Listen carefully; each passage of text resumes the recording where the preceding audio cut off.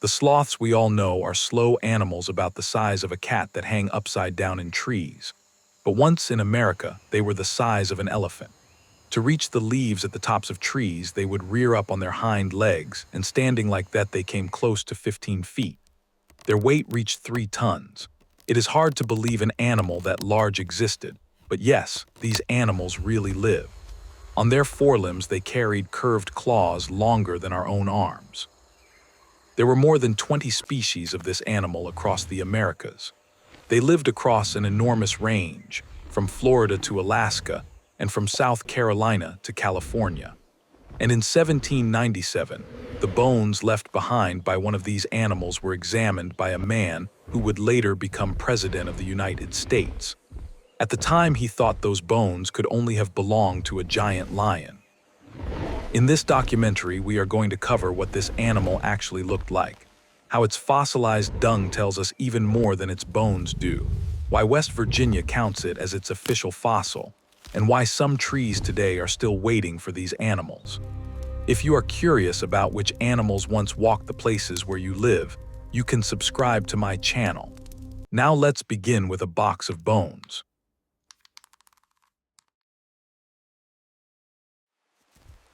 In 1796, a package arrived for Thomas Jefferson. Inside were bones that had been dug out of a saltpeter mine in a cave in western Virginia, in what is now West Virginia, and sent to him by a Colonel John Stewart. Jefferson was Vice President of the United States at the time, and he was also one of the most active naturalists in the country, which in that period meant a gentleman with a serious interest in the natural world rather than a professional scientist. There were no professional scientists in America, yet in any modern sense. Natural history was done by lawyers, physicians, clergymen and landowners who had the education, the leisure and the correspondence networks to pursue it. Jefferson was unusually serious about it even by that standard, and he had a reputation across the country as somebody who would take fossil bones seriously if you sent them to him. The bones were fragmentary, parts of a forelimb, parts of a hind limb, and most striking of all, 3 enormous claws. Stewart's own suggestion in his letter was that they might belong to a giant lion or a tiger. Looking at the claws, that was not an unreasonable guess. They were curved, they were pointed, and they were far larger than anything on any predator anybody in America had ever seen. It is worth trying to see them the way he did. Set aside everything you know. You have a curved claw core the length of your hand and forearm, thick as a wrist at the base, tapering to a point. Every animal you can name that carries a claw like that in miniature is a hunter. A bear, a lion, an eagle. Nothing in ordinary experience suggests that a claw of that shape belongs on something that eats leaves, and there was no reference collection to check against. Today, an identification like this takes minutes. Photograph the specimen, compare it with cataloged material from around the world, consult somebody who has handled 1,000 similar bones. In 1797, there was no comparative collection in America worth the name, no established discipline, and no agreed method. Jefferson was working from first principles with a lion for comparison, because a lion was the largest clawed animal he had measurements for. Jefferson agreed. He measured each bone against the corresponding bone in a lion and worked out that the animal was substantially larger, roughly 30% bigger by his calculation. He named it Megalonyx, from the Greek for great claw, and in the paper he prepared for the American Philosophical Society in Philadelphia, he wrote that the creature had been more than 3 times the size of a lion. His actual phrasing has a certain careful quality to it that survives well. He wrote that we might safely say the animal was more than 3 times as large as the lion, which is the language of somebody trying not to overstate a claim while making a rather large one. The caution is characteristic. So, as it turns out, is the willingness to abandon the conclusion when better information arrived. To understand why Jefferson cared so much, you have to understand what he was arguing against, and it is one of the stranger disputes in early American history. The French naturalist Buffon had advanced what became known as the theory of American degeneracy. The claim that the climate of the New World was cold and humid in a way that made everything living there smaller, weaker, and feebler than its Old World equivalent. Animals were stunted. Plants were poorer. And in the versions that circulated most widely, people too were diminished by living here. For an American statesman in the 1790s, that was not an abstract academic point. It was a claim about the new country's worth, made by the most respected naturalist in Europe, and it was taken seriously. Jefferson spent a considerable amount of effort refuting it, including at one point having a large moose shipped to Paris to demonstrate that American animals were not small. That episode is worth dwelling on because it shows how seriously this was taken. Jefferson arranged for a moose to be hunted in New Hampshire, prepared, and shipped across the Atlantic at considerable expense and difficulty, so that Buffon could stand next to it.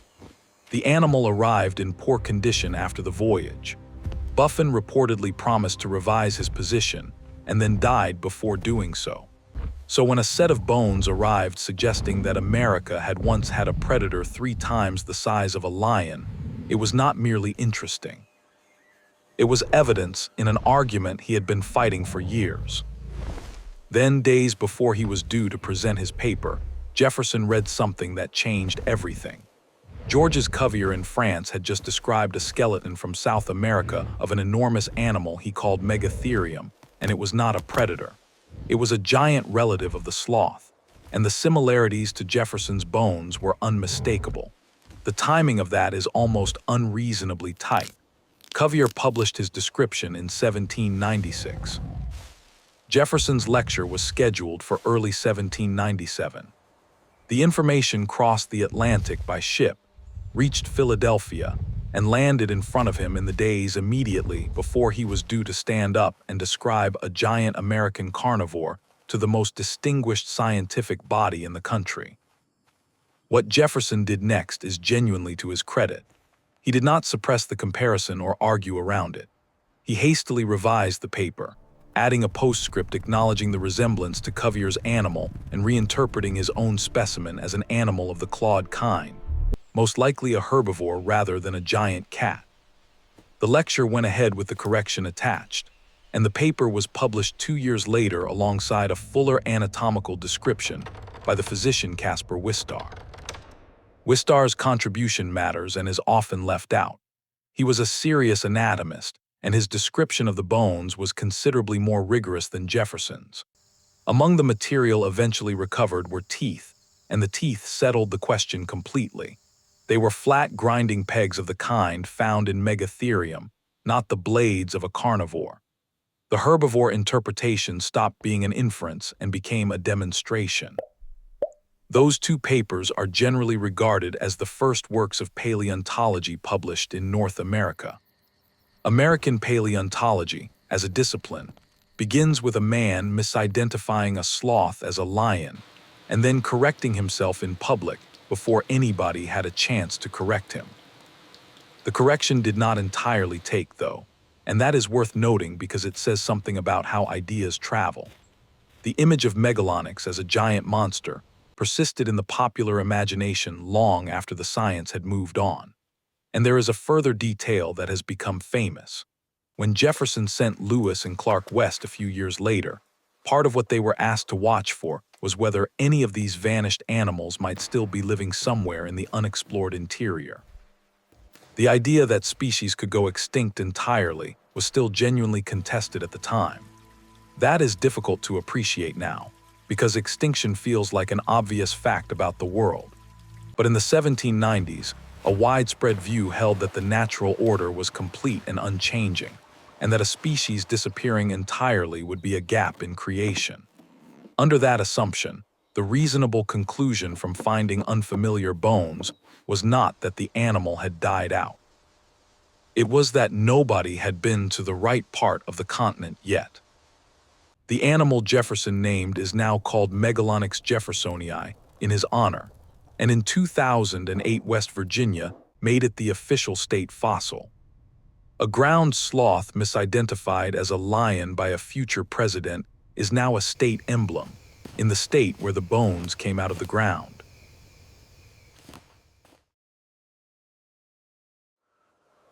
So Jefferson was wrong about the diet and wrong about the family. But he was not wrong about the size, and the claws that misled him are the right place to begin, because they are the single most misunderstood thing about this animal. A ground sloth claw is not a weapon in the way a cat's claw is. On the largest species, the claws could reach around 20 inches in length, and they were curved, thick, and mounted on forelimbs that were extremely powerful. But the function was almost certainly to hook branches and pull them within reach, to strip leaves, and in some species to dig. They are the tools of an animal that had to bring food to itself rather than chase it. The comparison that works best is a modern one. Anteaters, which are close relatives, have enormous curved foreclaws used for tearing open termite mounds, and they are formidable enough that a large anteater can seriously injure a jaguar in self-defense. But nobody would describe an anteater as a predator. The claw is a tool first, and it functions as a deterrent second, which is very likely exactly what was happening here. The claws also explain something odd about how these animals walked. Because the claws were permanently curved and could not be retracted, a ground sloth could not put the sole of its front foot flat on the ground without pressing the claw tips into the dirt. The solution, visible directly in fossilized trackways, is that they walked with their feet turned inward, taking weight on the outer edges of the foot and the knuckles, keeping the claws clear of the ground. Trackways in New Mexico record exactly that gait, an enormous animal walking with its feet rolled to the outside. There is something valuable about trackways generally that bones cannot provide. A skeleton tells you what an animal could physically do. A trackway tells you what it actually did on a particular afternoon, how fast it was moving, in which direction, whether it stopped, whether it was alone. It is the difference between a machine specification and a recording of the machine running. Now the size, and this is where the range matters because there was no single giant sloth. There were many species and they varied enormously. At the small end was the Shasta ground sloth of the American Southwest, which weighed somewhere between 500 and 900 pounds. That is roughly the size of a black bear, and by the standards of this group, it is modest. It is worth flagging honestly that the weight figures in this subject vary substantially between sources, and the reason is straightforward. Body mass does not fossilize. It has to be estimated from the dimensions of limb bones using scaling relationships derived from living animals, and different methods and different reference groups produce different answers. When you see a confident single number for the weight of an extinct mammal, it is the middle of a range that is often quite wide. In the middle was Jefferson's own animal, Megalonyx jeffersonii. Estimates put it at around 8 to 10 feet in length and something approaching a ton in weight, which makes it comparable in mass to a bison. It was, in other words, a very substantial animal that most people would find genuinely alarming to meet, and it was only mid-sized for this family. And at the top was Irema thurium, which lived across the warm southern United States. Reconstructions put it at around 20 feet in length, with a standing height when reared up on its hind legs of something like 15 feet, and a weight estimated between 3 and 4.5 tons depending on the specimen and the method used. Those figures put it in the same category as a modern elephant. It is among the largest land mammals the Americas have ever produced, and it was a sloth. Try to hold both halves of that sentence at once, because the difficulty of doing so is the whole point of this video. The word sloth carries an entire set of associations: small, slow, harmless, faintly comic, hanging upside down. Every one of those associations comes from 6 surviving species that represent one specialized corner of a family that also produced this. It is a category error built into the language. The same problem shows up with other extinct groups, and it distorts how the past is understood. We call an animal a giant beaver, and everybody pictures a beaver, scaled up. We call something a terror bird, and everybody pictures a bird. The name imports a whole set of assumptions from the modern survivor, and in most cases, the extinct animal was doing something quite different with a body built to different priorities. The body was built for that mass. The hind limbs were heavy and columnar, and the feet were flat and broad, which allowed the animal to rear back onto them and use a thick muscular tail as a third point of support, forming a tripod.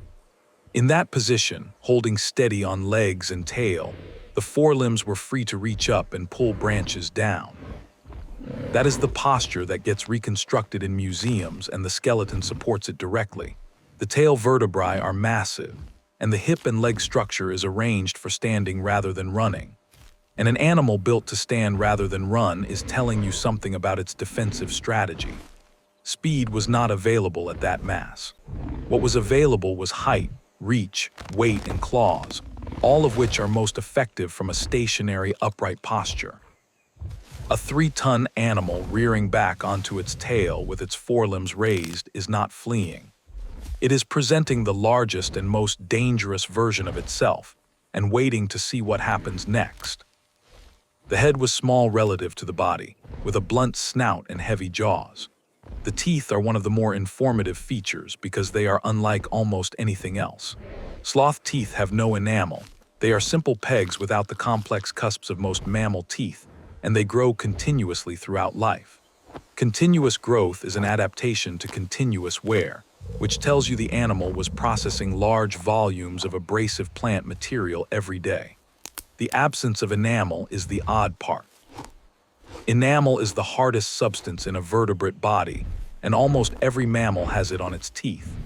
Sloths do not, which means their teeth are softer and wear faster, and the solution the lineage arrived at was continuous growth rather than durability. It is a different engineering answer to the same problem, and it is one of several features that mark Xenarthrans as a genuinely ancient and separate branch of the mammal family. Their teeth are unusual in another way too. They have no incisors and no canines, only the simple grinding pegs, and the number and arrangement differ from the standard mammal pattern that nearly every other group inherited. Looking at a sloth jaw, you are looking at a design that diverged before that pattern was fixed. And the whole thing was covered in coarse, shaggy hair. We know this not from inference but from actual preserved specimens, which is a rare privilege in paleontology, and something we will come back to, because a few of these animals left behind not just bones but skin, hair, and the contents of their digestive systems. Put the picture together, and it is genuinely difficult to hold in your head. A shaggy, slow-moving, small-headed, flat-footed animal the size of an elephant, standing upright on its hind legs and tail with 20-inch claws, pulling the top of a tree down toward its mouth. Nothing alive looks like that. There is no modern animal you can point to as a rough equivalent, and that absence is part of why the group is so poorly known despite being one of the most successful mammal families the Americas ever produced.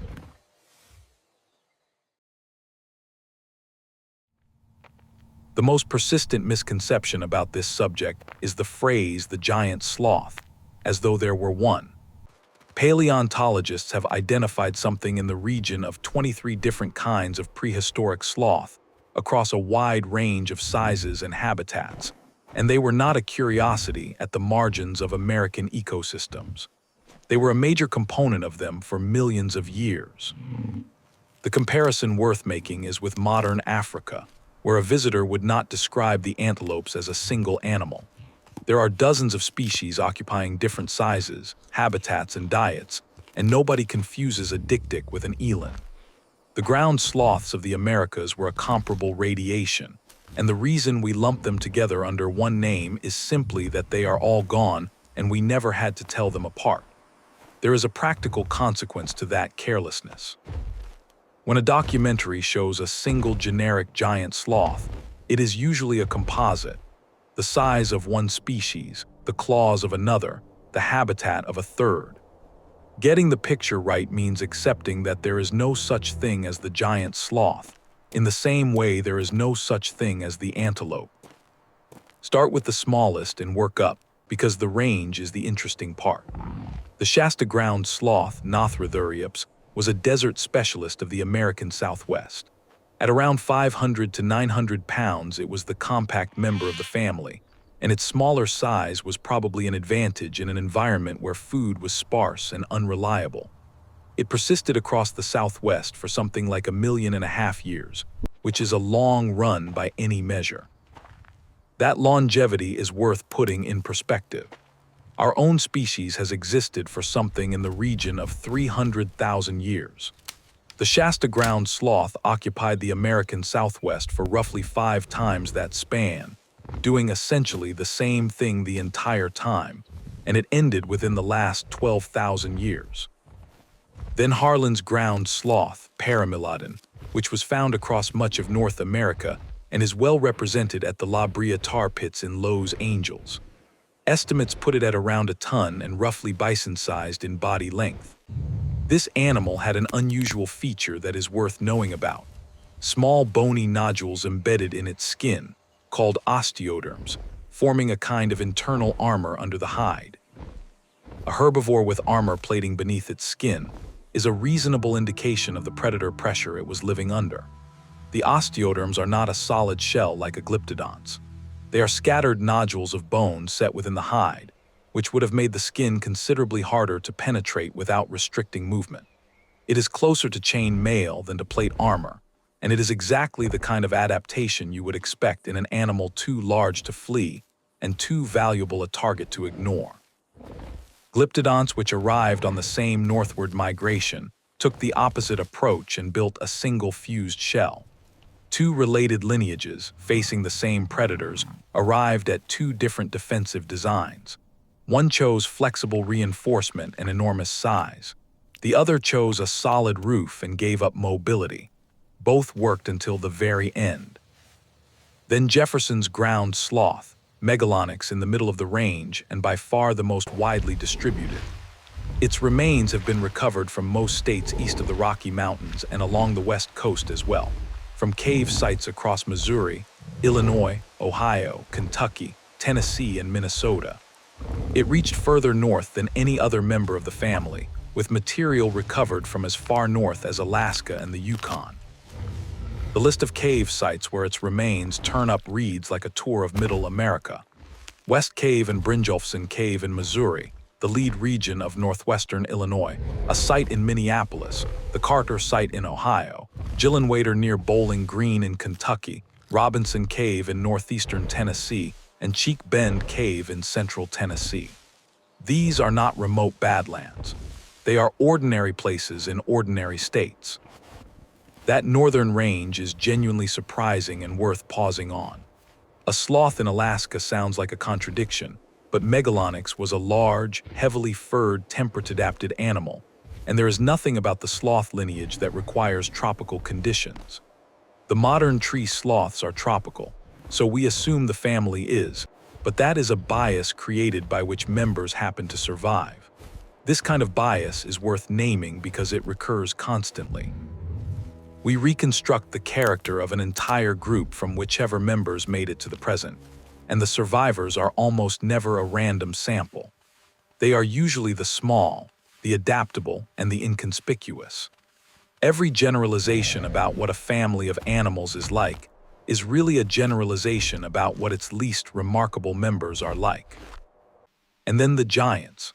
Megatherium, the South American animal Cuvier described, reached around 6 tons. Erematherium, its northern counterpart, ranged across the southern United States, with material recovered from Florida, Georgia, South Carolina, and as far north as New Jersey. Because of that enormous distribution, it is sometimes called the Pan-American ground sloth, with fossils spanning from the northeastern United States down to southern Brazil. That is a latitudinal range of something like 70 degrees, covering tropical rainforest, subtropical wetland, temperate woodland, and coastal plain. Very few large mammals anywhere manage a distribution like that. It implies an animal with real dietary flexibility and considerable tolerance for different conditions, which is not the picture the word sloth brings to mind. Recent work has produced a good explanation for why the sizes varied so widely, and it comes from a large comparative study that measured over 100 limb bones across many species. The finding was that habitat, and by extension climate, was the primary driver of body size. Sloths that lived on the ground in open or cold environments got large. Sloths that spent time in trees stayed small, and the ones that lived entirely in the canopy stayed very small indeed, averaging around 14 pounds. That last figure is the one that reframes everything. The modern tree sloth is not a shrunken version of the giants. It represents the branch of the family that went up into the trees and therefore never got big in the first place, because a canopy animal cannot afford to be. The giants and the small tree dwellers are two different solutions that ran in parallel for millions of years. What happened at the end of the Ice Age is that every solution except the smallest one was eliminated. And that is a pattern rather than a coincidence. Across the Ice Age extinctions worldwide, the losses are overwhelmingly concentrated at the large end of every group. Large animals need more food, occupy larger territories, breed more slowly, and cannot hide. Whatever combination of climate and human pressure was operating, it filtered by body size with remarkable consistency, and the ground sloths were filtered exactly the same way as everything else. So when somebody says a sloth is a slow, harmless, cat-sized animal that hangs in a tree, they are describing the survivors of a family that also contained animals the size of elephants. It is a bit like judging the entire cat family from a house cat, while the lions and tigers are missing from the record.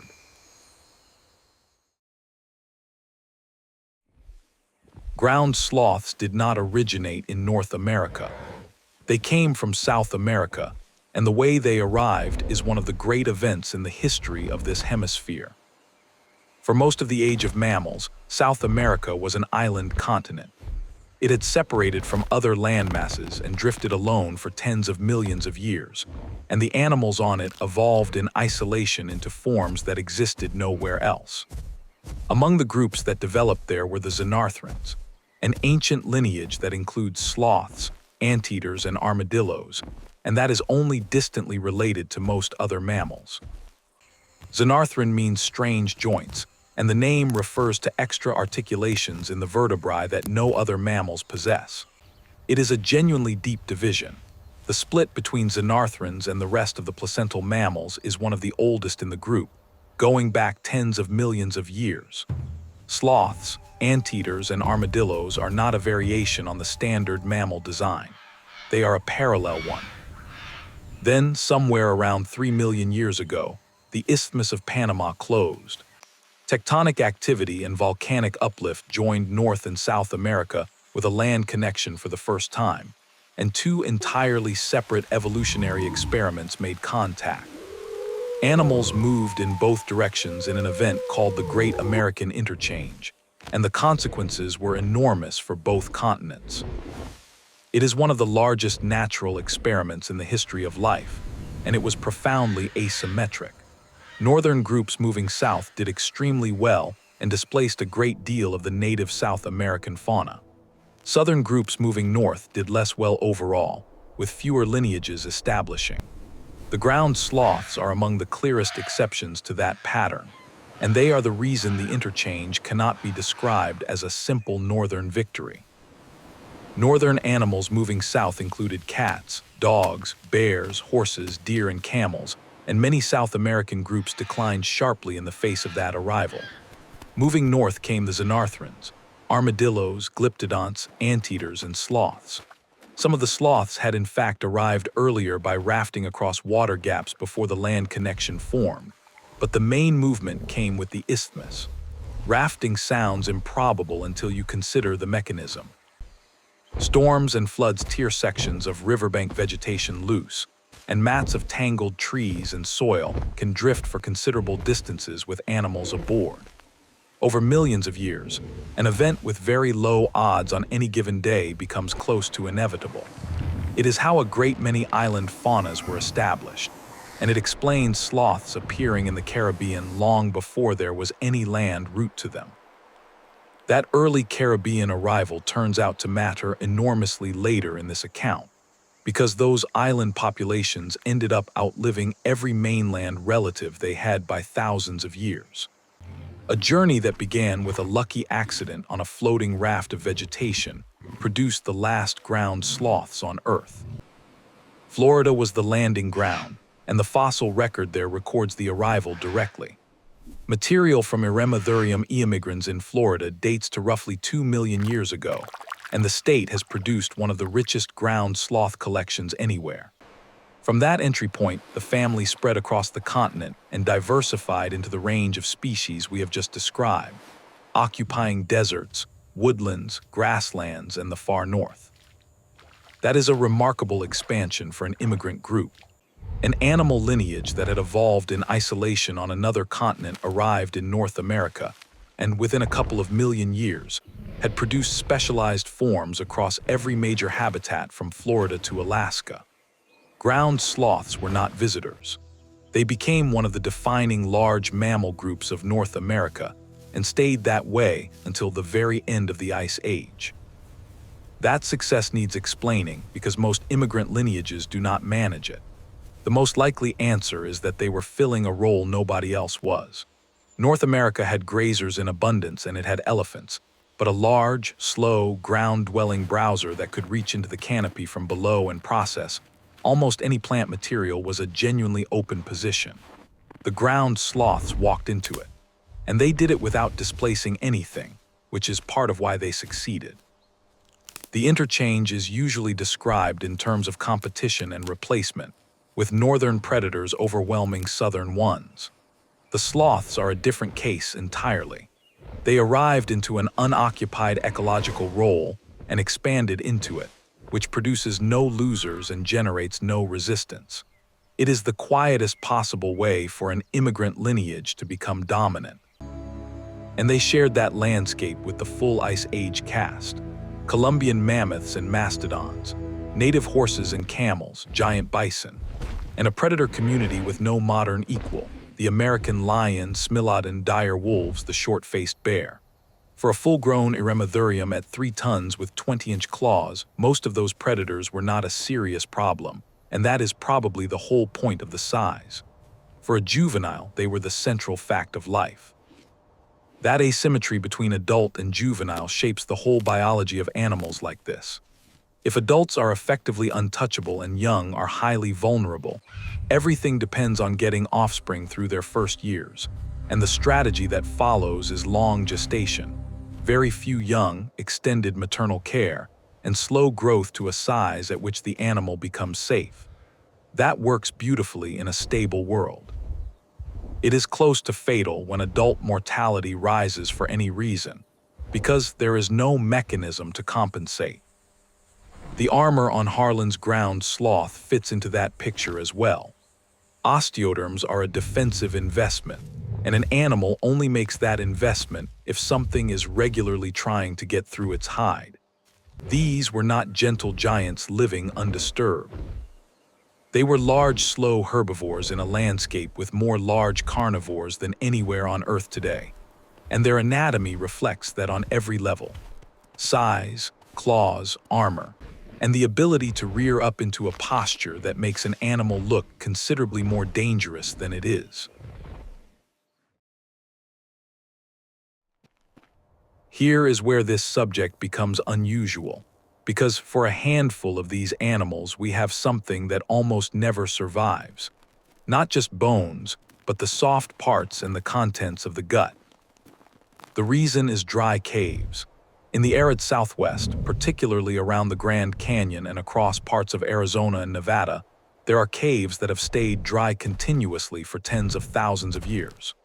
Organic material in those conditions does not rot. It desiccates and remains. And ground sloths used those caves repeatedly over very long periods. Why they used them is a reasonable question, and the answer is probably shelter. A desert cave is cooler than the outside in summer and warmer in winter. It is out of the wind, and it offers protection while resting. An animal that returns to the same shelter across generations leaves a record in one place, which is precisely what makes these sites so valuable. What they left behind was dung, in quantities that are difficult to imagine. At Rampart Cave in Arizona, deposits of Shasta ground sloth dung accumulated over roughly 40,000 years, building up into layers described as several feet deep across a large area. That is not a scattering of specimens. That is a continuous record of what a species was eating in one place, across a span of time longer than modern humans have been in Europe. The physical reality of that deposit takes some effort to picture. It is not a scattering of specimens that a researcher hunts for.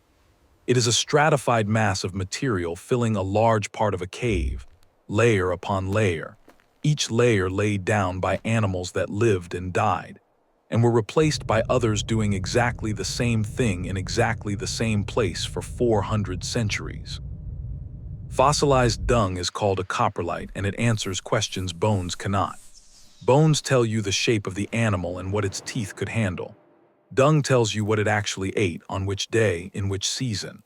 It contains plant fragments, pollen, seeds, and spores, all identifiable, and it can be radiocarbon dated directly. That last point is the one that makes coprolites so scientifically powerful. Bone can be dated too, but bone is often moved. It washes into deposits, gets carried by scavengers, and ends up in layers it does not belong to. Dung stays where it was deposited.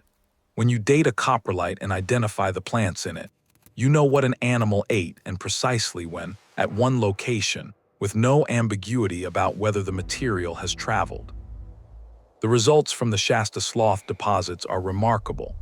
Analysis identified over 70 different plant species in the diet, including Joshua tree, agave, cactus, mesquite, globe mallow, and a range of desert shrubs and grasses. That is not a specialist. That is an animal working through essentially everything available in a difficult environment and adjusting the mix as conditions changed. Some of those food plants are worth naming for the sheer physical difficulty involved. Agave and cactus are heavily defended with spines and tough fibrous tissue, and Joshua tree foliage is stiff and sharp. An animal working through that material daily needed the jaw musculature and the continuously growing teeth we described earlier, and it explains why those teeth were built the way they were. Because the deposits are layered and can be dated through their depth, they also record how the vegetation of the Southwest changed across tens of thousands of years. The same cave, sampled at different depths, shows different plant communities. Ground sloth dung has become a genuine tool for reconstructing the paleoclimate of the American Southwest, which is an unusual second career for an animal's waste. It also means these animals are contributing to modern climate research. Understanding how the Southwest responded to past warming and drying is directly relevant to predicting how it will respond in future, and the ground sloth deposits are one of the better long-term vegetation records available for the region. An extinct animal is helping to model the next century. There is a further use for the material that is worth mentioning. Pollen preserved in the dung records not only what the animal ate, but what was flowering nearby at the time, which means each layer captures a snapshot of the whole local plant community rather than just the diet. A single deposit therefore functions as both a feeding record and a vegetation survey, repeated at intervals across 40,000 years. The caves preserved more than dung. Mummified remains have been recovered with skin, hair, and claw sheaths intact, and in some cases the material is well enough preserved to have yielded ancient DNA. That is how we know these animals were covered in coarse shaggy hair rather than being naked or lightly furred, and that is a level of detail almost never available for an extinct mammal outside of permafrost. Ancient DNA from those specimens has been particularly valuable for working out relationships. It established that the modern two-toed and three-toed sloths, which look extremely similar and were long assumed to be close relatives, actually sit on separate branches and arrived at their tree-hanging lifestyle independently. The resemblance between them is convergence, not close kinship, and it took genetics from extinct relatives to demonstrate it. That result reframes the modern animals completely. Hanging upside down in a tree and moving extremely slowly is not an inherited family trait. It is a solution that two separate sloth lineages arrived at independently from different ancestors because it works. The tree-hanging lifestyle was invented twice. There is a painful footnote to the Rampart Cave record. In 1976, the deposit caught fire and burned, smoldering for months and destroying a large proportion of a scientific archive that had accumulated over 40,000 years. Some material survives in collections and had already been sampled, but the site itself was substantially lost. It is a reminder that a record can survive 40,000 years and still be fragile. What all of this produces, though, is a picture of these animals that is unusually complete. We know their size, their gait, their hair, their diet across seasons, their range, and in some cases their genetics. For an animal that vanished more than 10,000 years ago, that is an extraordinary amount to know, and almost all of it comes from caves in the desert that happen to stay dry.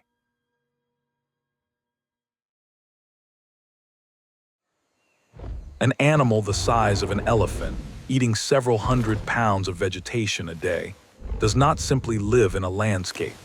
It shapes it. And some of that shaping is still visible in American plants right now, which is one of the strangest legacies of any extinct animal. Start with the mechanics. Large browsers reach higher than smaller ones, which changes the height at which foliage gets removed and therefore how trees grow. They break branches and push over saplings, which opens gaps in woodland. They compact soil along the routes they use. And they consume enormous quantities of fruit and carry the seeds inside them for days before depositing them, often miles from the parent tree. That dispersal function is easy to underrate.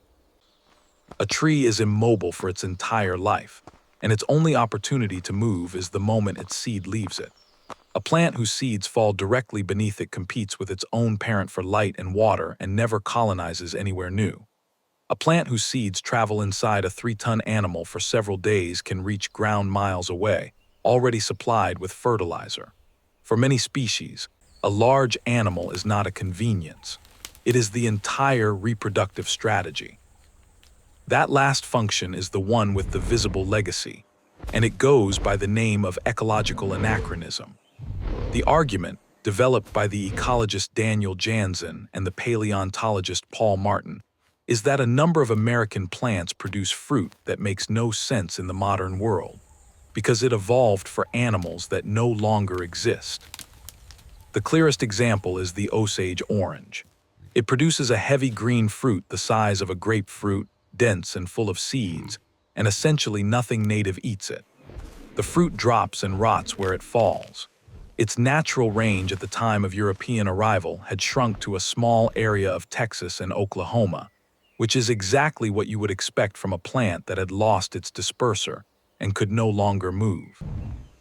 The Osage orange has since spread across a great deal of the United States, but not by itself. People planted it deliberately in enormous numbers as hedging before barbed wire became available, because it grows dense and thorny. A tree that had contracted to a small corner of Texas and Oklahoma was distributed across the country by a new large mammal that found a use for it.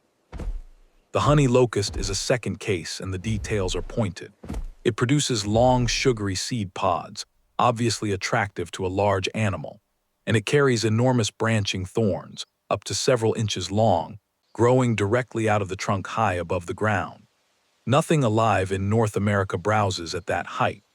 The tree is defending itself against something that could reach considerably higher than any surviving native animal, and the pattern within the species supports the argument. Honey locust populations vary in how heavily armed they are, and the thorns can be reduced or absent in some individuals and some regions. A defense that is expensive to grow and no longer needed is exactly the kind of trait that begins to relax once the threat is gone, and that appears to be happening. The avocado is the most cited example and the most striking. An avocado has a large seed surrounded by a rich fatty pulp, wrapped in a skin. That is a package designed to be swallowed whole by something big enough to pass the seed intact. No surviving native animal in its original range can do that.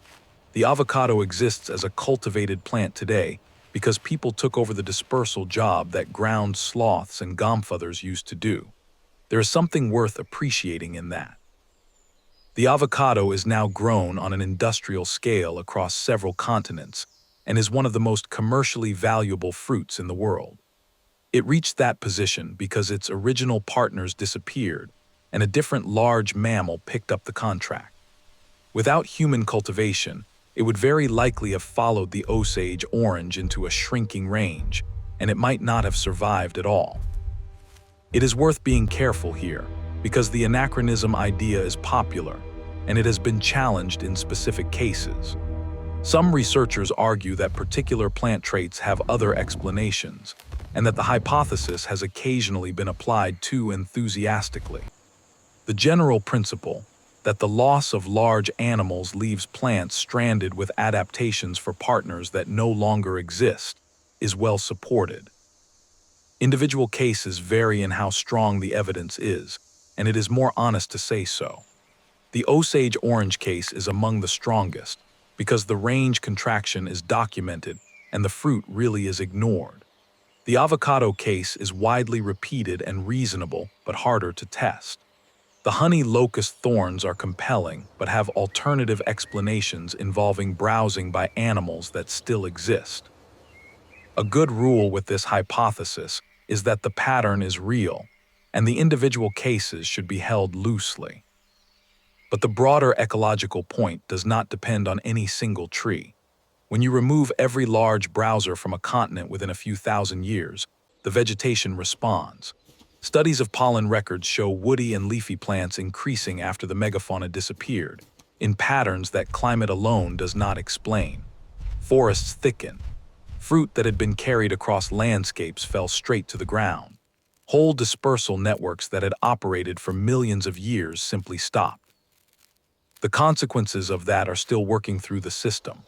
A plant that cannot disperse does not disappear immediately. It persists in a shrinking range for a very long time, and the decline is slow enough that nobody notices it happening. Some American plant species may still be contracting today for reasons that were set in motion more than 10,000 years ago, and there is no way for them to recover unless something takes over the job. So the American landscape is not just missing its giant sloths. It is still arranged in places around their absence. There are trees growing in this country right now that are producing fruit for an animal that has not existed since the Ice Age, and thorns to defend against a browser that is no longer there. It is one of the more affecting ideas in this whole subject, and it is worth stating without exaggerating it. These plants are not waiting in any conscious sense. They are simply built for conditions that ended, but the effect on a landscape is real. Walk past an Osage orange in autumn with its heavy green fruit rotting on the ground around it, and you are looking at an arrangement that has been broken for longer than agriculture has existed.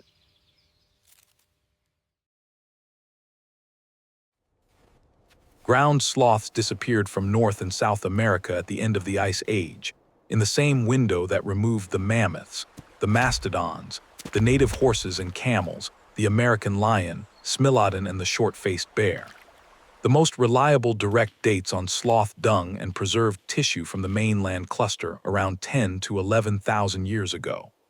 Those direct dates are worth distinguishing from dates on bone, and the distinction matters. Bone can be redeposited and can absorb contaminating carbon from groundwater.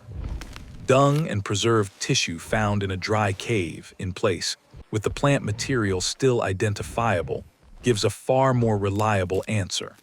When researchers talk about the last confirmed ground sloths, they are usually talking about dung. The explanation is the same unresolved argument that runs through this entire subject. Two candidates dominate. The first is climate. The end of the Ice Age brought rapid warming, the reorganization of vegetation across both continents, and increased instability. The second is people.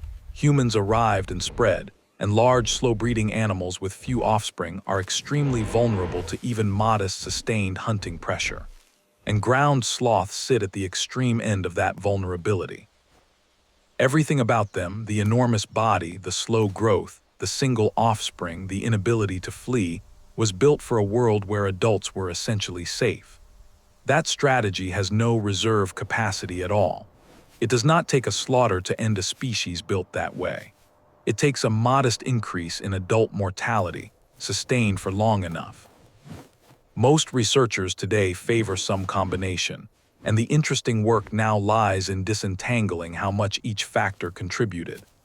But for ground sloth specifically, there is a piece of evidence that is unusually informative, and it comes from islands.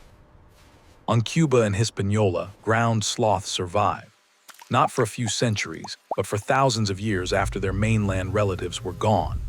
The dates place their disappearance at around 4,400 years ago, and that is roughly the point at which humans first reached those islands.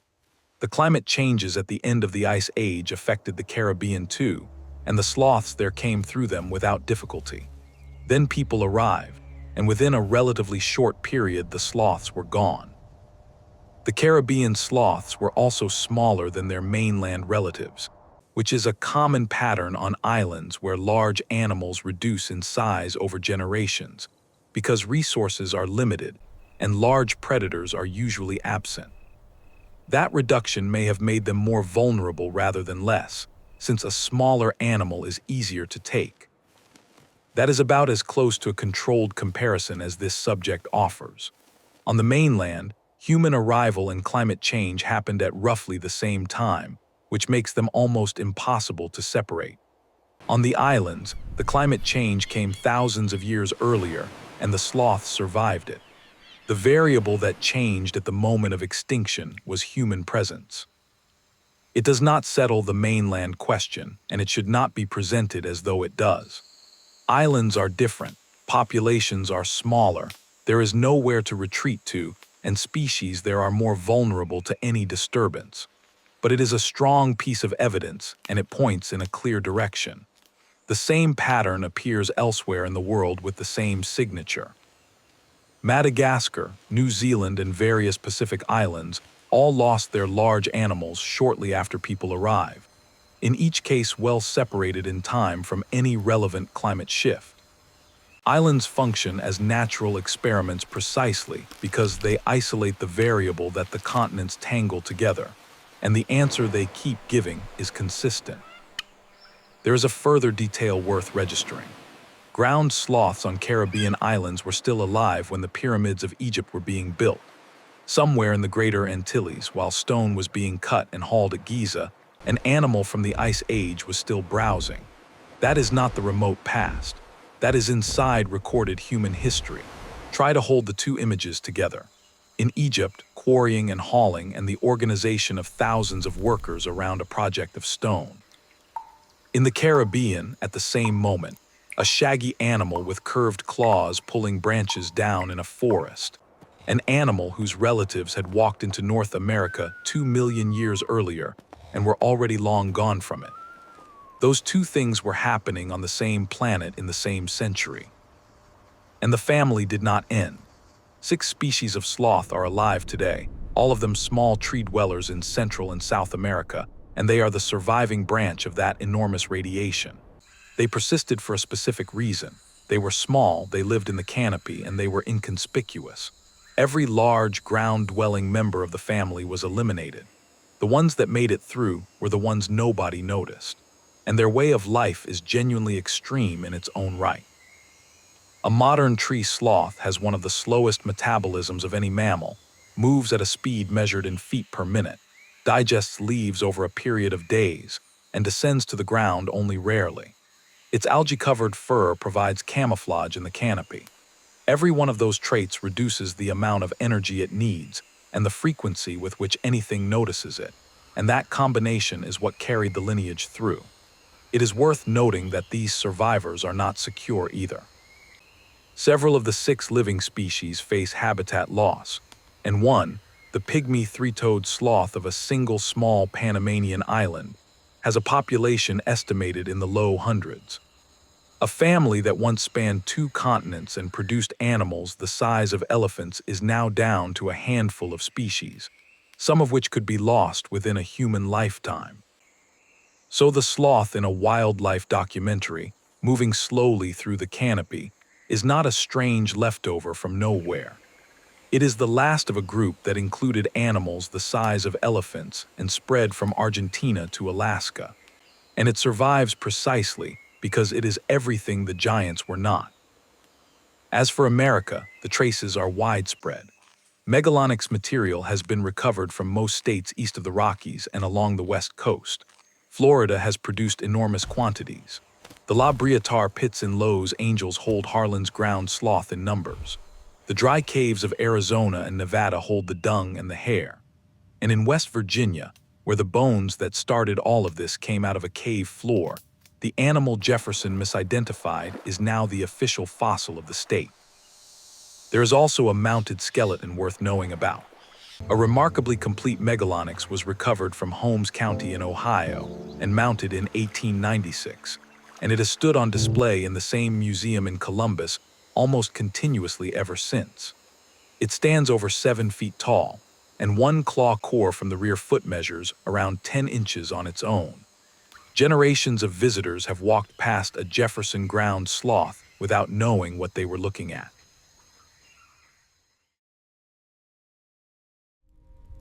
The mistake Jefferson made without meaning to actually brought the real point to the surface.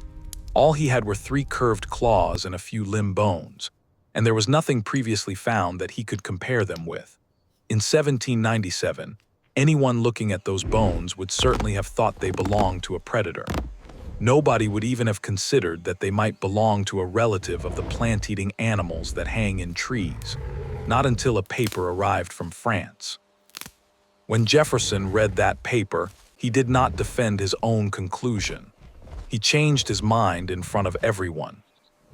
That mistake shows us something. These animals disappeared so completely that anyone who later wanted to study them could find no animal to compare them to. An entire family of mammals, more than 20 species, spread across 2 continents, living for millions of years. What is left of that family are a few scattered bones in American caves and their small relatives living in tropical trees. And today, some trees are still producing fruit for them. I want to ask you something about this. Had you heard that there were once sloths the size of elephants in America? Are there Ice Age fossils found anywhere near where you live? You can write it in the comments. If you enjoyed what I covered, don't forget to like the video. See you in the next one.